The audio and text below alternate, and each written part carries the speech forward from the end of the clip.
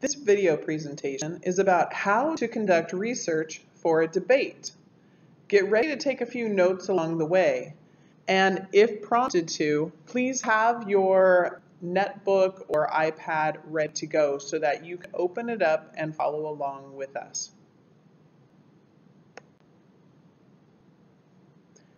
Let's begin by writing down the proposition that we'll be researching as we learn more about human-environmental interaction in our social studies class. The proposition is this statement: current dams in Washington sufficiently support the salmon breeding grounds and migration routes.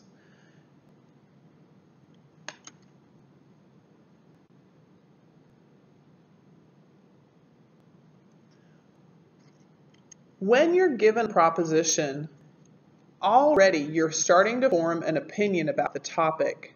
Part of our research today, part of what we're going to learn to do, is to ignore our biases towards the proposition and find some general answers that will work well.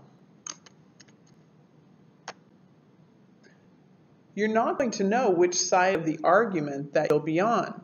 Will you be for the current dams in Washington, being able to support the salmon breeding grounds, or are you against those? So your research that you have to find needs to be fairly general but specific to those both pros and cons, if you will.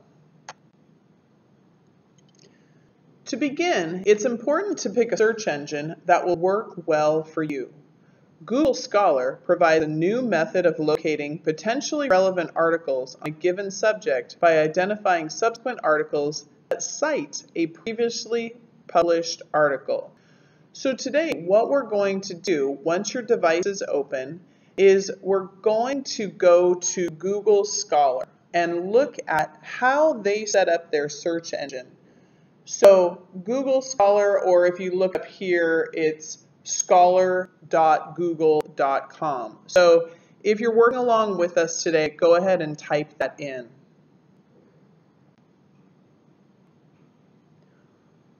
What you're going to notice as we begin to conduct our research is that this site will tell you how many times specific articles have been cited. In this article, Undamming Rivers, a review of the ecological impacts of dam removal, 386 people have cited that article. That's a pretty good number. In the one below it, it's been cited 81 times. That's also a pretty good number. Now, these numbers can have a lot of different variables. If it's a more current article, there hasn't been an opportunity for that many people to cite it. So don't be put off if the number is very low, nor should you look for something that has been cited, a bazillion times. It doesn't necessarily mean anything. However, what it can mean is that right here where you see related articles, you may be able to find more related articles the higher that number is. So it's just something to keep in mind. At this time, if you're practicing along with us right now, type in just about anything you would like to search for within reason and take a look at the different numbers that are listed down below. For example, we talked about how many times something has been cited. So this one has been cited a lot. And you'll see that it's got some related articles. What I want you to do is take a moment and play around with those numbers and also be sure to click on related articles. Let's see what happens and what else you can find under those related articles that might be of interest. So we'll take about 5 minutes just to practice with that.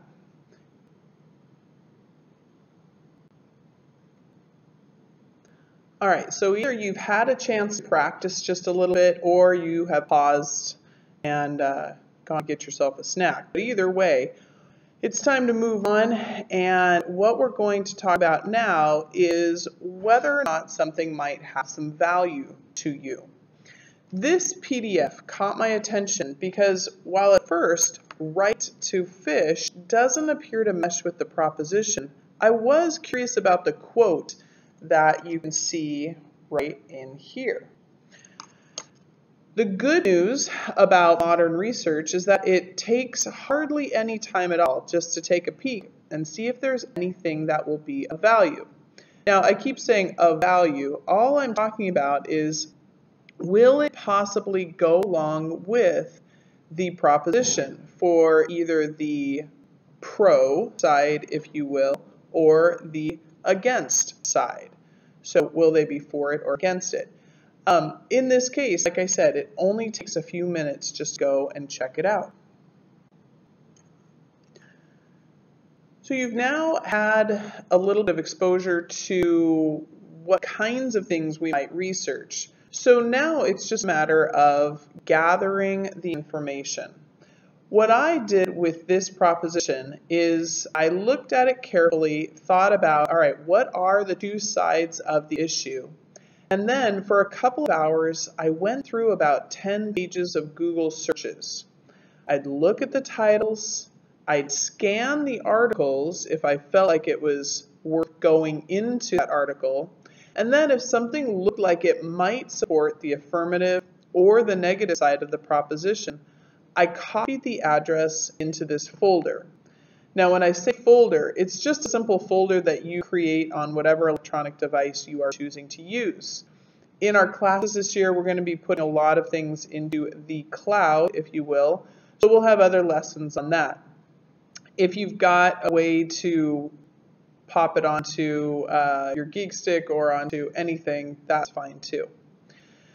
If you're going to be a successful debater, and we'll be having a lot of different debates this year and conducting a lot of research, then you've got to be highly organized. Now, I know that for some of you that is a challenge.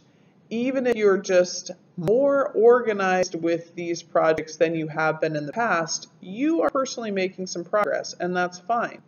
The good news is that you're going to have other people on your team that may be better with their organization skills, and you can learn from them, and they can assist you with this process too. You don't really want to waste your class time or your personal time. There's just not enough of it. And secondly, in debates, there are small segments of time in which you have to gather your notes together to quickly discuss and get your ideas back on track. And if you can't find your materials, it can cost you the win. Now let's take a look at what to do with the research that you're gathering. You'll rarely need to read an entire article to get something to take away, but do read enough so that you're not misinterpreting it to meet your needs. A good opposing team will catch you on it, which will cost you points. Also, don't make the mistake of assuming that you have enough information. While you will never in a million years use all of your research, you also don't know exactly what you'll need until the debate begins. Remember, you don't know which side you're going to be arguing, so you want to make sure you've covered all of your bases before you go into the debate. Otherwise, again, it's going to make you sound like you are not familiar or comfortable or confident with the topic, and that will cost you points. So now we're going to take a look at how can we organize all of our research as easily and time-saving as possible. Here's how I chose to do it. Now you can certainly choose a different method, but I know that this one works well for me. What I started doing was I opened up a Word document, and at the top of it I typed in my proposition. In this case, the proposition reads, current dams in Washington sufficiently support the salmon breeding grounds and migration routes. Now from there, I needed to figure out exactly what I was going to be researching for both the affirmative and negative side. So I needed to create some sort of a graphic. Now fortunately, Word has all sorts of tools that you can use, and this is the graphic design that I chose. It was clear, it was easy, it let me write out affirmative, negative, and then what I was looking for. So for the affirmative side, what you might consider is this. Salmon and other species of consumable fish have sufficient areas in which to live and repopulate. It's the idea of if it ain't broke, don't fix it. In other words, just leave it alone. On the negative side, we might consider the artificial damming and subsequent undamming of the waterways has led to a decline in the fish population.